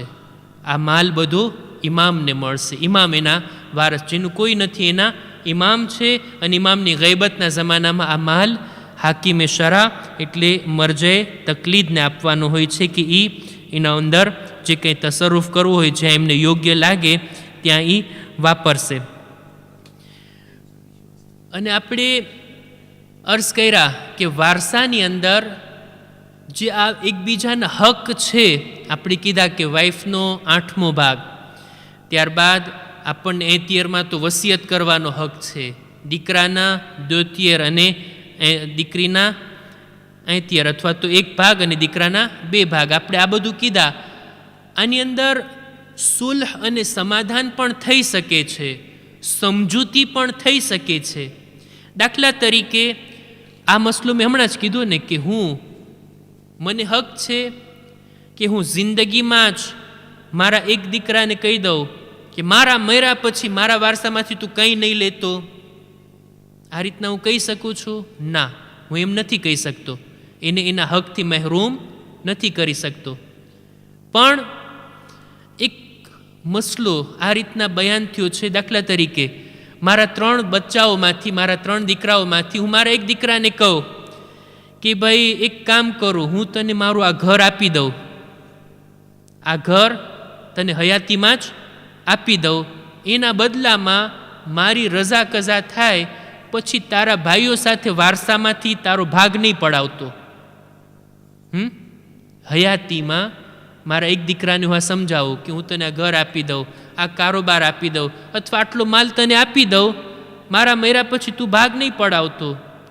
અને એ પણ કબૂલ કરે કે હા વાંધો નહીં, મને આપી દો, પછી તમારા ઇંતકાલ બાદ વારસાનો જે કંઈ મારો હક હશે ભલે મારા ભાઈઓ વાપરે, હું એમાંથી નહીં માંગું. તો આ રીતના પણ કરારદાદ થઈ શકે છે. આ રીતના પણ ગુંજાઈશ છે કે હયાતીમાં જ આપણે આપણા માલને આવી રીતના તકસીમ કરીએ, એમાં કંઈ વાંધો નથી. તો ઘણી બધી ગુંજાઈશ છે. સરકારી કાયદા પ્રમાણે જો એમ હોય, હું જરાક એક્ઝામ્પલ આપું. જી સવાલ છે કે? હા, સરકારી કાયદા પ્રમાણે હમણાં જ મેં એક દાખલો આપ્યો ને કે ભાઈ મારે એક દીકરો અને દીકરી હોય, હું 90,000 રૂપિયા મૂકીને જાઉં તો દેખીતી વાત છે એના 2 ભાગ દીકરાને મળશે ને 1 ભાગ દીકરીને મળશે. દીકરીને 30,000 અને દીકરાને 60,000. શરિયત પ્રમાણે આમ તકસીમ થશે. હવે તમે કહેશો સરકારી કાયદામાં જઈએ આપણે તો તમારે 2 ઓલાદ 50-50 બરાબર એગાલીતે તકસીમ થશે. એટલે દીકરીને પણ 45,000 ને દીકરાને પણ 45,000. હવે આમાં કેમ થાય? શરિયતના કાયદાને એપ્લિકે કરીએ કે પછી આપણે કોલિઝો થાય છે? હા હા, આની અંદર હવે એનું કેમ થાય? હવે એની અંદર દિલ મોટું રાખે, યા દીકરો સમજે યા દીકરી સમજે. દીકરી એમ સમજે કે ભાઈ શરિયત પ્રમાણે આ માલમાંથી 30,000 જ મારા છે, જો કાયદાની બળજબરીથી હું હજી બીજા 15,000 લઈશ અને કરીશ 45, તો શરિયત પ્રમાણે એ જાયઝ નથી એના માટે વાપરવા. એ યા તો પાછા આપી દે, દિલ મોટું રાખે કે ભાઈ આમાંથી મારે 30,000 જ લેવા છે, ઓલા હું નહીં લઈશ. બરાબર? આ દીકરી સમજે, કાયદા કાનૂનને જાણે, શરિયત પ્રમાણે આટલા મારા માટે હલાલ, 30,000 મારો હક બને છે અને એ મારા માટે હલાલ, ઓલા 15 મારા ભાઈનો હક છે. શરિયતની વિરુદ્ધ કાયદા કાનૂનની મદદથી બળજબરીથી મેં એની પાસે જ કઢાવ્યા. એ દિલ મોટું રાખીને આપી દે તો બહુ સારી વાત. નહીતર પછી આ બાજુથી દીકરો સમજે, ભાઈ સમજે કે ભાઈ ઘી ઢોળાય તો ખીચડીમાં, 15,000 ભલે મારા એક્સ્ટ્રા એની પાસે વયા જાય, ભલે ને હલાલ છે, કંઈ વાંધો નહીં, બાપા ઉપર ખુદા રહેમત કરે, 45 તો મૂકીને ગયા, એ તો આપણા હાથમાં આવ્યા. આ રીતના કોઈ સમજે અને સમજૂતીની સાથે દિલ મોટું રાખીને જો કરે તો શરિયતને પણ સાથે લઈ શકાય અને કાયદા કાનૂનને પણ આવી ગુંજાઈશ છે. પણ હવે આવી સમજદારી એ ટાઈમમાં જો સૂઝે એ મહત્ત્વની વાત. અત્યારે તો આપણે બધા નોર્મલ હાલતમાં બધું હોય, પણ જ્યારે રૂપિયાની વેચણીનો વખત આવે ત્યારે 100 યુરો એ કોઈ મૂકવા માટે તૈયાર આવીશ ને.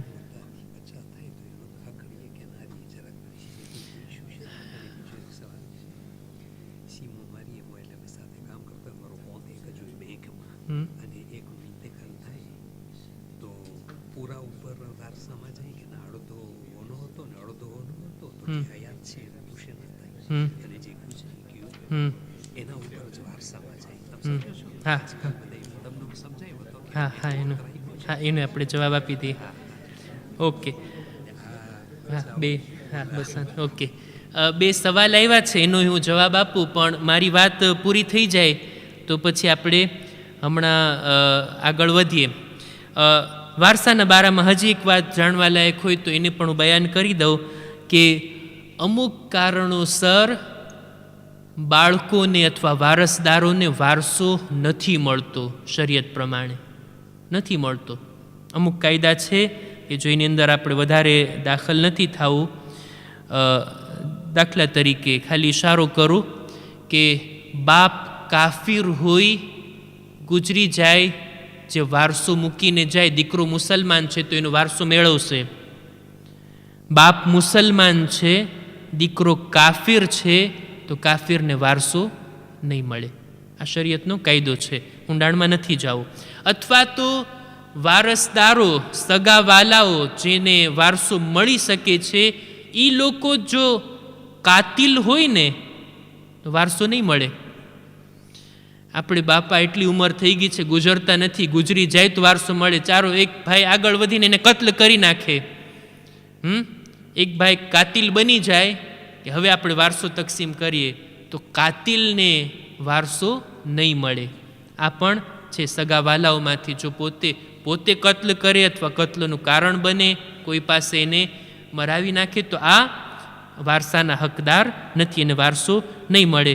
જાણવા જેવી બાબતો મને લાગતું હતું કે આટલી જ છે કે આપણે એને રજૂ કર્યા. હજી કંઈક કા હોઈ શકે, કોઈ મસલા હોઈ શકે, કોઈ પ્રોબ્લેમ હોઈ શકે કે આપણે એના સોલ્યુશન પાછળ હોઈએ. આપણો સમય પણ પૂરો થાય છે. મને બે સવાલો આપ્યા છે કે જેને હું બયાન કરી દઉં કે મૂતાથી બચ્ચા થયા હોય તો મૂતાવાળી બાઈને તો નહીં મળે, બરાબર ને, પણ બચ્ચા થયા તો આ એનો કાયદેસરનો ફરજંદ છે, હલાલ ઔલાદ છે, એને પણ મળશે, એ હકદાર છે. આ એક વાત. બીજું, ધણી અને બાયરી બંને સાથે મળીને કારોબાર કરતા હોય, એક બિઝનેસ કરે છે અને એમનું કોણ તો શું છે, સાથે કોણ છે, એની અંદર પૈસા સાથે કરે છે અને એક રીતના પાર્ટનર છે. બેમાંથી એકનું ઇન્તેકાલ થઈ ગયું તો જેટલું કોંતમાં છે એ બધું જાય વારસામાં. આની અંદર તો લોજિક તો એ છે કે બંને પાર્ટનર છે તો 50-50, જેટલું એ મરહૂમનો હક છે એ પછી જાય વારસામાં અને એ પારતા જ થશે અને આ બાઈનો હક એનો પૂરેપૂરો 50% રહેવાનો છે. સવાલો અહીંયા સુધી જ મારા સુધી પહોંચ્યા હતા. હજી કંઈ સવાલ છે તો જી.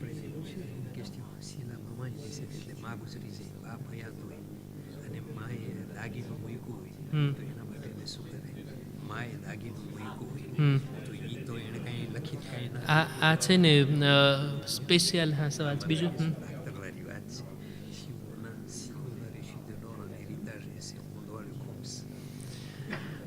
સવાલો આવ્યા છે પણ મને લાગે છે કે જે જનરલ સવાલ હોય ને એને આપણે જવાબ આપીએ કે બધાને ફાયદો થાય.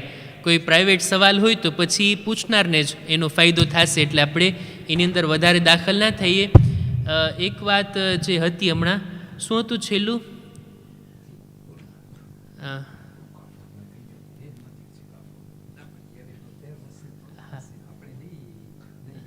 છેલ્લું શું હતું? એક મિનિટ. હા, ખુમ્સનું. હા, એનું કે જો વારસામાં કોઈ ચીજ મળે આપણને તો એના ઉપર ખુમ્સ નથી આવતું, ખુમ્સ લાગુ નથી પડતું. જેટલો પૈસો, જે મકાન, જે કંઈ તમને વારસામાં મળે તો એના ઉપર ખુમ્સ લાગુ નથી પડતું. ખુમ્સની મારા ખ્યાલથી આટલી જ બહેસ હતી કે આપણે એના બારામાં કહી શકીએ કે મરહૂમનું ખુમ્સ બાકી રહી ગયું હોય તો એને આપણે અદા કરવું જોઈએ, અને આપણને જે કોઈ વારસામાં વસ્તુ મળે તો એના ઉપર ખુમ્સ નથી લાગતું. આપણે સમયસર તો ચાલુ નહોતા કર્યા પણ સમય ઉપર પૂરું કરીએ. અહીંયા ઇન્શાલ્લાહ આપણો આ પ્રોગ્રામ પૂરો થાય છે. હવે કોઈને સવાલ જવાબ હોય, ક્વેશ્ચન હોય તો ઇન્શાલ્લાહ આપણે ઇન્ડિવિજ્યુઅલી આપણે એનો જવાબ આપશું. બર મુહમ્મદ વાલે મુહમ્મદ સલવાત અલ્લાહુમ્મા સલ્લી અલા. શેખ જી, પેલું તો તમે કીધું કાફર હોય ઓલાદ તો એને કાંઈ મળે ના શરીયત મુતાબિક. ઓલા તો દેશના કાયદો એવો છે, વળી કોલિઝન થાય છે શરીયત અને દેશના કાયદો. એ યારો આપણે એક ઠેકાણે મૂકી દઈએ, શું કરશું? કોલિઝન થાય છે, સોલ્યુશન કાઢવું જોશે એનો. નોતરને આપણે કંઈક કે થાય હયાતીમાં. હા, હવે બીજું સવાલ એ છે, તમે હમણાં બોલ્યા કે ખુમ્સ એ જે રિતાજમાં મળે એના ઉપર ખુમ્સ ના હોય, બરાબર છે? ભલે પછી બે કાદે ફિગ્યુર થાય છે. કાં જે લોકોને હેરિટાજ મળે એને ખબર હોય કે મારો બાપ ખુમસ કાઢતો હતો, સ્વા એને ખબર હોય કે મારો બાપ ખુમસ કાઢતો નહોતો. જી બી કાદે ફિગ્યુર હોય યપાદે ખુમસ. ઓલાદને ખબર હોય ને કે આપણા પપ્પા હેલે ખુમ્સ હતા કે નહોતા. જો એ કાઢતા હતા તો ફબેહા કંઈ વાંધો નથી, નહોતા કાઢતા તો એનો પ્રોબ્લેમ છે, એનો જવાબ એ આપશે. આ તમને વારસો મળ્યો છે, આ તમને મુબારક થાય, તમારા ઉપર વાજિબ નથી કે એનો ઓલું કરીએ. જી હવે આપણે ખુમસનું સુજે તમે ડેવલપ કરશો કે એના ઉપર ડિરેક્ટ સવાલ પૂછે? ખુમ્સના બારામાં જો ખુમ્સના બારામાં મને લાગે છે એક અલગ સેશન કરવામાં આવે. વારસાને ને વસિયતને કંઈ લિયા છે પણ ખુમ્સ આ એક અલગ પડી જશે. અને આપણે હું કુરાને મજીદની આયત લાવ્યો હતો કે આપણે કુરાને મજીદની આયત ખુમ્સના બારામાં જોઈ લઈએ. હા, કે કુરાનમાં ક્યાં લખેલું છે ખુમ્સના બારામાં? અવારનવાર ઝકાતની વાત છે, અકીમુસ સલાત વ આતુઝ ઝકાત. તો આ આયત છે કે જેની અંદર ખુમ્સનો ઉલ્લેખ છે. વઅલમુ અન્નમા ગનિમતુમ મિન શૈઇન فأن لله خمسه وللرسول ولذي القربى واليتامى والمساكين وابن السبيل. બરાબર પડ્યું છું કે કંઈ રહી ગયું એક મુખ? તો આની અંદર જે કંઈ પણ તમને ગનીમત મળે, જે કંઈ ફાયદો મળે એના ઉપર જાણી લ્યો કે ખુમ્સ છે. ખુદાનો હક, રસૂલનો હક, વલ કુરબા એટલે ઇમામનો હક, પછી યતીમ, મિસ્કીન અને ઇબ્ને સબીલ આ બધાનો હક છે. એટલે એક હક સહેમે સાદાત અને સહેમે ઇમામ. ખુદા રસૂલનો હક ઇમામને આપવામાં આવશે અને સાદાતમાંથી, બધા સૈયદ માટે નથી. એ સૈયદ કે જે ગરીબ હોય, ફકીર હોય, જરૂરતમંદ હોય એના માટે આ હોય છે. અને ખુમ્સ કઈ ચીજ ઉપર લાગુ પડે છે, કેવી રીતના આપવાનું હોય, ક્યારે આપવાનું હોય, મારા ખ્યાલથી અમુક બાબતો વાઝેહ છે. એના બારામાં પણ કંઈ સવાલ હોય, કંઈ ચર્ચાની જરૂર હોય તો એક અલગ સેશન રાખીએ તો બહેતર છે મારા ખ્યાલથી. આની અંદર કંઈ લિયા નથી. મારા ખ્યાલથી જે જનરલ સવાલો હતા આપણે એના જવાબ આપ્યા. હજી પણ કંઈ સવાલો હોય તમે મેસેજ કરી શકો છો, ફોન કરી શકો છો, સુરપ્લાસ આવી શકો છો. વધારે દૂર નથી, અહીં સેમ્પલમાં જ છું. તમે જરૂર કંઈ પૂછી શકો છો અને તમારા પ્રશ્નોનો, સવાલોનો, મસલાનો ક્લિયર એકદમ તમે સોલ્યુશન મેળવી શકો છો ઇન્શાલ્લાહ. જેવી તમે રજૂઆત કરશો, કમ્પ્લીટ તમે બયાન કરશો, એવો જ ઇન્શાલ્લાહ કમ્પ્લીટ તમને જવાબ મળશે. આપણે મોહમ્મદભાઈને એક સવાલ છે. જી બિસ્મિલ્લાહ. મને જસ્ટ એક સજેસ્શન કરું હતું. મને લાગે છે આપણે એક સેશન કરવું જોઈએ 1.5-2 કલાકનું, જેમાં ફક્ત એક્ઝામ્પલ જ હોય. એટલે કે એક્ઝામ્પલ નુમેરો 1 par exemple એક ફેમિલી છે, બાપ ગુજરી ગયો, 2 ઔલાદ છે, એનું par exemple capital 100 € છે, તો કેટલા એક છોકરાઓને જાય છે. એવી રીતના 10 કે 20 એક્ઝામ્પલ હોય. આપણે બધી જાતના એક્ઝામ્પલ હોય કે 2 દીકરી હોય, 3 દીકરી હોય, તો મને લાગે છે વધારે સરખી રીતના યાદ રહે. કે parce કે આ જરાક જેનેરલ છે, પણ મને લાગે છે એક સેશન કરવી જોઈએ ફક્ત એક્ઝામ્પલ માટે, જેમાં બધા કા de figure પ્રેઝન્ટ કરે ને સરખી રીતના પ્રેસિઝે કરે, જેવી રીતના તમે બધું બોલ્યા. તો મને લાગે છે વખતે વધારે આમ સમજવાલાને ને આમ કોંકરે હોય. કારણ કે આ છે c'est vrai કે જરાક બહુ જેનેરલ છે, મેં જ્યારે એક્ઝામ્પલ આવે ને કે તો peut-être વધારે યાદ રહે. બહુ સારી વાત છે, બહુ સારું સજેશન છે તમારું. અને આ રીતના હું પોતે જ અવોઇડ કરું છું કે આ એક્ઝામ્પલ આપવાનું. હું જાણી જોઈને આ સેમિનારમાં ન લાવ્યો, નહીંતર આની અંદર બધું છે. હા, આજે તમે પૂછ્યા ને, આ કિતાબ એમને એનું નામ નથી, જામે એટલે બધું એની અંદર સમાઈ ગયું. એક એક્ઝામ્પલ છે. જેટલા પણ ફર્જ બની શકતા હોય ને એક ફામી જેની અંદર 2 બચ્ચા, દીકરો દીકરી, યા બધી દીકરી, યા બધા દીકરા, યા ઔલાદ નથી, અથવા આમ છે તેમ છે, એ બધું. તો આ બધું જે છે એ બયાન થયું છે આની અંદર. એ જો આપણે તમે કહો છો એવી રીતના રાખશું ને તો એ સેમિનાર નહીં હોય, એ દર્સ હશે.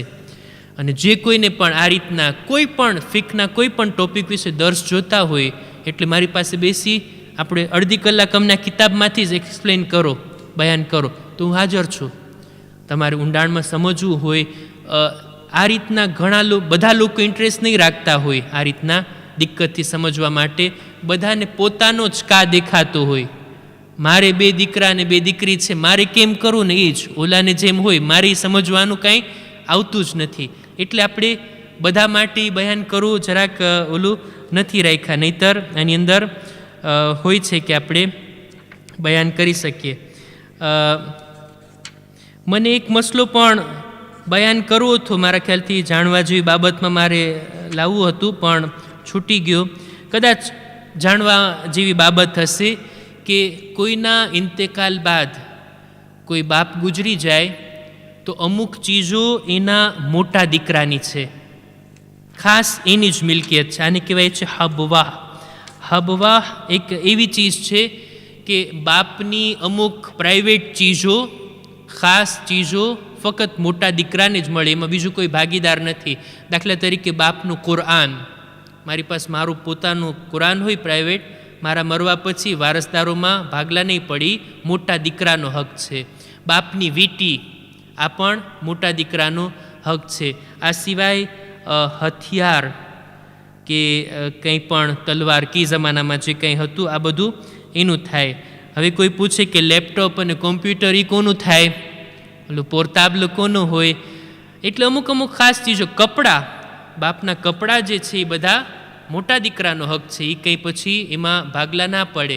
મોટા દીકરાની એક આ ખાસ વિશેષતા હેકામની અંદર બયાન કરવામાં આવી છે. તમે કહેશો કે ભાઈ ઓલા નાનાનું શું, તો પછી બધું મોટાને મળશે આ બધી વસ્તુ, તો જે મોટા છે એની જવાબદારી પણ મોટી છે. બાપની કઝા નમાઝ પણ મોટા દીકરાએ પડવાની છે. બાપના જે કંઈ એ હક હતા, વાજિબ હક, રોઝા નથી રાખ્યા તો એના કઝા રોઝા એ મોટા દીકરા ઉપર વાજિબ છે કે એ કરે, તો જવાબદારી પણ છે અને આ ચીજ પણ એને મળવાની છે. અને તમારો આ સુજેસ્શન બહુ સારો છે. જે કોઈને પણ કોઈ મસલો હોય, જાણવું હોય, આવે, અડધી કલાક બેસે, આપણે ડિટેલથી એમને સમજાવશું. અને મારી કોશિશ એ રહી છે, ફરી પાછો કહું, કે કોઈ પણ મસલો ક્લિયર તમારા સુધી પહોંચી જાય, કન્ફ્યુઝનમાં તમને પૂછવાની જરૂર ના પડે. જી, સવાલોનો સિલસિલો મારા ખ્યાલથી આખી રાત રહેશે, જો બેઠા રહેશે. જી જી બોલો. હા જી, હા, ખુમ્સનું જરાક તમે હવે પ્રેસિઝન આપો એમ માંગણી કરવામાં આવે છે. તો પછી બીજો સેશન નહીં થાય. આપણે જે સ્પેશિયલ રાખવું છે આમાં તો મૌલાના બયાન કરી નાખ્યા, તો પછી એના માટે કંઈ રહેશે નહીં. એક સવાલ જી, સવાલ હોય તો બોલો તમ તારે, બાકી એનું એક્સપ્લિકેશન આ રીતના બીજા કોઈ મોકા ઉપર આપણે રાખીએ.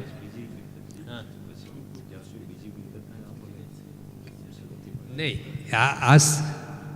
એનું કેસ હા, પેલા તમારું કરી લો. નહીં કે તમને નહીં, એટલે અહીંયા માવતર પૂછે છે કે આપણે એક મકાન ખરીદે, જે મકાન રહેવા માટે હોય કે ભાડા માટે?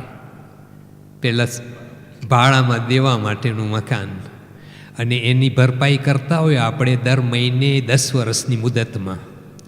તો આ 10 વર્ષની મુદત દરમિયાન આપણે કેવી રીતના એનું ખુમ્સ ભરીએ? એ 10 વર્ષ પૂરા થાય અને કદાચ કાંઈ ના ભર્યા હોય, હવે પૈસો થયો તો વળી બીજું મકાન લઈએ, એ પણ કિરાયામાં દેવાને, એટલે ભાડે દેવાને. તો આ બધાયનું ખુમ્સનો ઉકેલ કેમ કરે? સલ્લુ અલ નબી.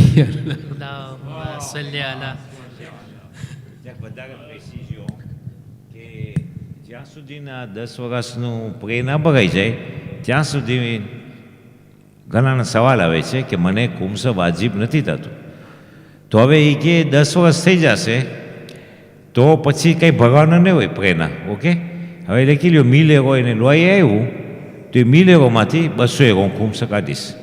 પણ વળી મન થઈ જાય છે કે બીજું મકાન લેવું, તો વળી ખુમ્સ નથી ભરવું, તો વળી 10 વર્ષ બીજા. તો આમાં આ તુબીઓમાં મોમીન ફસાઈ જાય છે કે આનું શું સોલ્યુશન, કે પહેલું મકાન લીધું ભારે રહેવા માટે નહીં, ને 10 વર્ષ પછી ખુમ્સ ચાલુ કરે, જ્યારે લોહી આવે પછી બીજા કંઈ ખર્ચા ના હોય, કારણ કે પ્રે ના હોય. નકર પછી પાછું એ બીજું લઈ લે તો કોન્ટિન્યુ કોઈ દી ખુમ્સ કાઢી જ ના શકે. હવે ખબર નથી આ બાગામાં હવે કેમ કહું. હા, હજી એમાં છે કંઈ એડ કરવાનું? એમાં નહીં, પણ આ સવાલ મેં ઈરાનમાં આયતુલ્લા સિસ્તાનીની ઓફિસમાં મેં પોતાએ કર્યો હતો કે જાણે હું, મારા વારસદારો છે ઓલાદ, ને હું મકાન લીધો છું, આમ મને રહેવા માટે નહીં, કારણ કે જો રહેવા માટેનું મકાન હોય તો એની ઉપર ખુમ્સ નથી. વાલા. રહેવા માટેનું મકાન હોય એની ઉપર ખોમ્સ નથી. મેં એને સમજાવ્યો. બાદમાં મેં કીધું મારી પાસે 50,000 થયા. વળી હું રકમ બોલ્યો છું આમ જરા ને એ 50,000 મારા સાફ સફાઈ એટલે કે ખોમ્સ કાઢેલા પૈસા છે. એને હું એક બીજા મકાનમાં નાખતા 5 લાખનું મકાન છે તો 4.5 લાખ મારે હવે મુદતે બેંકમાંથી 20 વર્ષની મુદતે પૈસા લેવા છે. તો હવે આ પૈસાનું ભરપાઈ કરું કે હું ખુમ્સ ભરું એનું કારણ છે કે જે કિરાયું મને ઉપજશે એ મને ફક્ત અને ફક્ત બેંકને ભરવાથી મારા ખિસ્સા ખાલી રહેશે.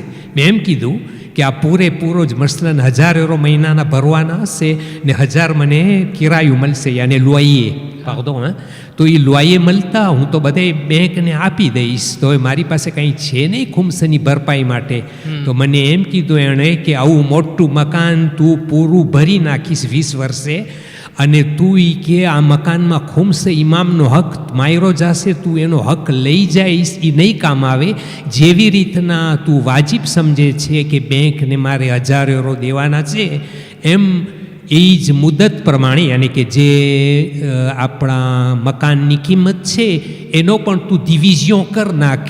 યાને કે મકાનની કિંમત છે 4.5 લાખ કારણ કે 5 લાખ છે પણ 50 ઉપર ભરાઈ ગયા છે તો 4.5 divisé par 1/5 એટલે divisé par 5 par 1 યાની કે એની ઉપર 20% કાલ્ક્યુલ કર અને પછી તું ઓલા 20 વર્ષને પાછો ડિવિઝન કર. જેમ મહિનાના તું કિરાયા ઉપજે અને તું રામબુરસે કરે છે એમ તું એમ જ સમજ કે ઇમામનો હક દર મહિને હું આ પૈસા ભરતો જાઉં છું.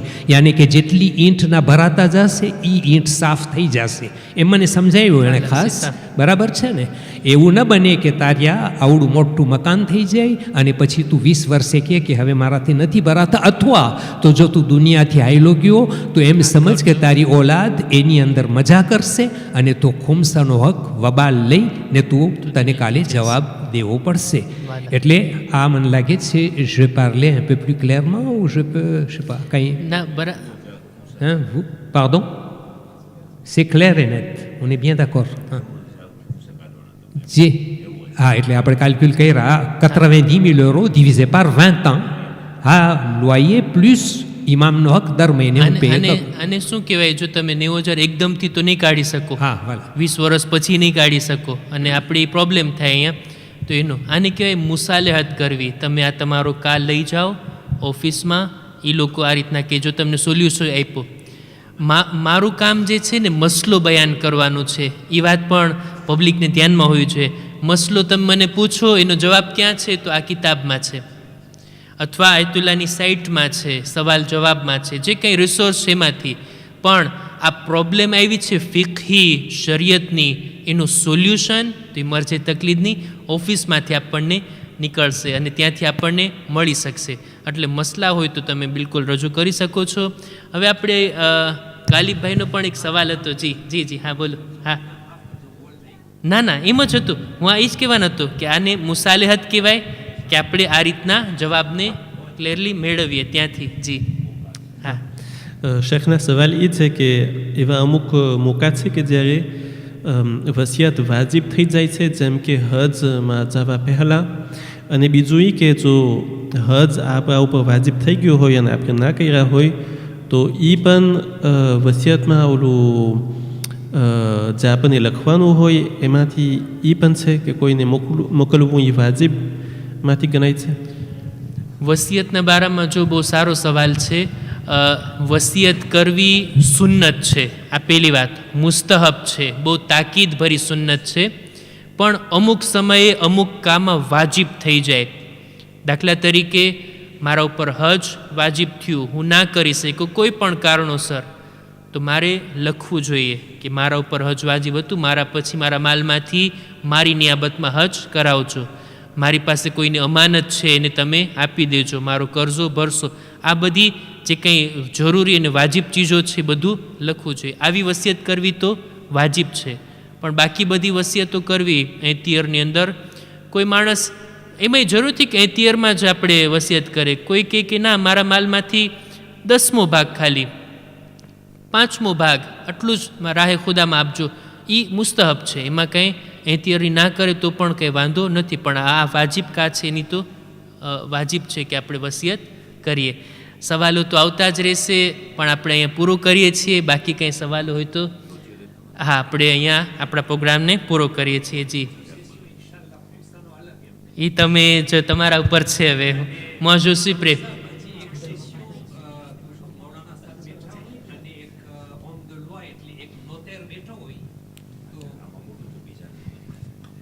એટલે મને એમ થાય છે કે આ હેરિતાજના બારામાં મૌલાના સાહેબ, અગર તમે ઇજાઝત આપો તો પ્રોશન સેસ્યો હોવો જોઈએ.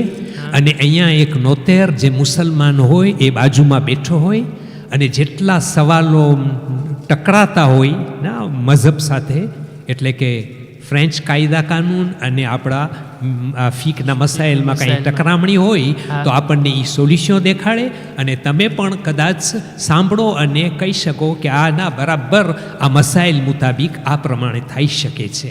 તો એવું કંઈક જરૂર હોય. અને એક ત્રીજો સેસ્યો સ્પેશિયલ ખુબ્સ માટે ખાસ. એટલા સવાલ છે ખુબ્સના, આ તો આમ એક સવાલ હતો, એટલા સવાલ છે કે તેની હદ નહીં. બહુ ખરી વાત. ઇન્શાલ્લાહ જરૂર આપણે હાજર છીએ ઇન્શાલ્લાહ. જી, તો અલ્હમ્દુલિલ્લાહ. હવે જાણવા માટે કે તમને કાંઈ ફાયદો થયો આજે, તો એક બુલંદ અવાજ સાથે તમે સલાવત પઢો. મોહમ્મદ વ આલે મોહમ્મદ પર સલાવત.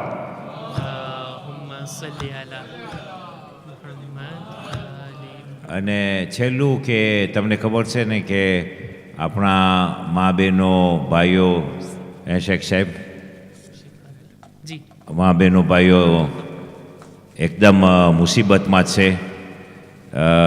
આપણું ફરજ છે આજથી સવારથી એ લોકોમાં એકદમ શેખ સાહેબ એકદમ એ લોકો મુસીબતમાં છે. તો આપણે પ્લીઝ તમે ગુજારિશ છે તમને કે તમે દુઆમાં એ લોકોને યાદ કરજો, કારણ કે vraiment સિચ્યુએશન મુશ્કેલીનો છે. ને હવે વિનંતી છે શેખ સાહેબ એક સૂરે ફાતિહા પર. બિસ્મિલ્લાહ.